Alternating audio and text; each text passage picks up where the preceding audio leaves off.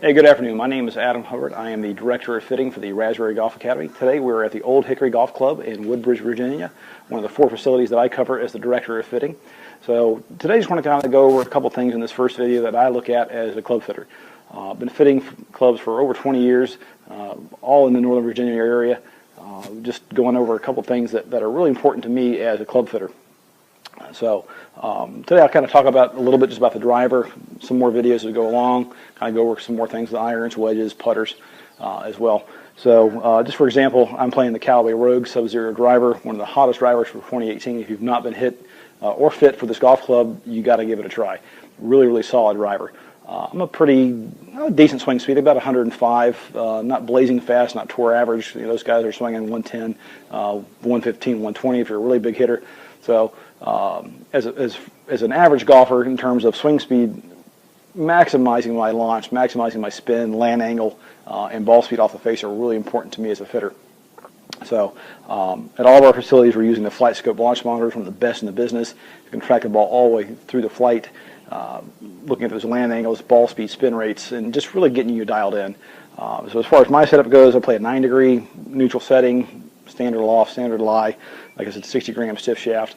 So, you know, for me, maximizing my launch and my spin so that the ball can carry down range, get as much out of it as I can is really important to me as a golfer, but also as a club fitter. So if you come to me and, you know, you say, hey, Adam, my driver's just not working, I'm slicing it too much, what can you do?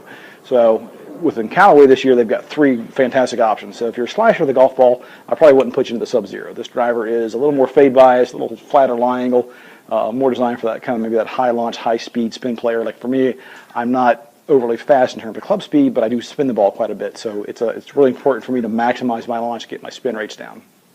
So if you come to me and you say, Adam, you know, I'm just fading the ball too much, need something to help me straighten out the ball flight. So if you are a fader of the golf ball, and you've never been fit, one of the big things that I see is the club comes through, the club face is open a little bit, or if you're coming over the top, you're adding loft, you're adding spin, so it's just going to kill the distance when the ball lands. It's going to turn that maybe 9-degree driver into a 13-degree driver, and it may not just be the right one. So for you, I would look at maybe we'd start out with the standard Callaway Rogue driver, have you hit a few shots with that one, look what the numbers are telling me, try a couple different shafts, and really try to see what's going on with that. First, I would actually have you hit your own driver so we can do a comparison. And if your own driver's working, or if it's not working, I'm going to tell you, it's just, hey, it's just not the right club for you. So with the 3 heads that they offer this year, the other one being the Rogue draw driver. Now that head, it's got a little bit more internal weighting. The weight's moved more towards the heel. That's going to get the club face rotating a little faster through impact, help minimize that left or right golf ball. So if you're, you know, it's actually a great head if you do slice the ball. It's going to help you get that club face to square up. Hopefully lower some of that launch and some of that spin so the ball's going to land and roll out, and just maybe eliminate some of that slice spin. Couple that with the right shaft, couple of right loft options, and we can really, really get you dialed into the right combination, you know, with that. So other thing we might look at, driver lengths have gotten longer over the years. You know, you go back 40, 50 years ago, those guys were playing 43-inch steel shaft drivers, Hogan, those guys. As technology and things have gotten lighter, manufacturers push the length out, get a little more club speed out of it, but maybe not hitting it in the center of the club face. So as a fitter, one of the things that I look at is also quality of contact. And that could be, you know, if you're hitting the ball on the toe a lot, hitting the ball on the heel or high and low, I can look at that off the launch monitor and say, yeah, he's launching it too high with too much spin, or no, he's hitting it low in the face, the ball is launching low with a lot of spin, or too little spin. You know, you might be a slower swing speed player, you're hitting it, the ball is just knuckling off the club face, you're not going to get that. You'll get tons of roll, but not maximizing that carry.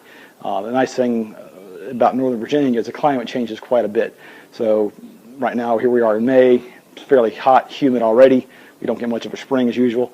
Ball's not rolling out real far. We've had a lot of rain, so if you're hitting it low, launching at 9 degrees with say 3,500 RPM to spin, it's just not going to roll.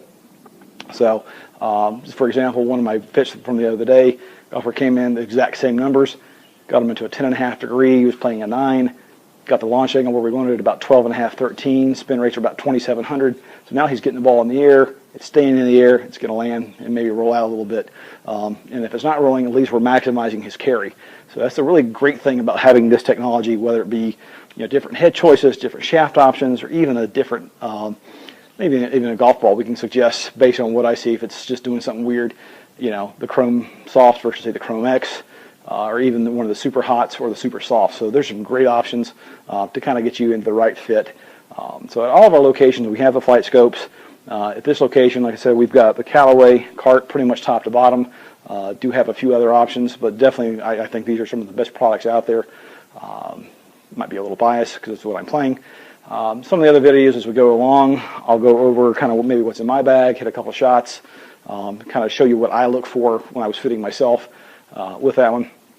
So if you like my video, hit the subscribe button, hit the like button, get this going a little bit more. You can find me on pretty much every social media at Hubbard Golf 1 on Twitter, Hubbard Golf on Facebook and Instagram as well. Also look me up at raspberrygolfacademy.com, and I'll have all the links in the bio of this video. And thanks for watching. If you have any other questions, check me out.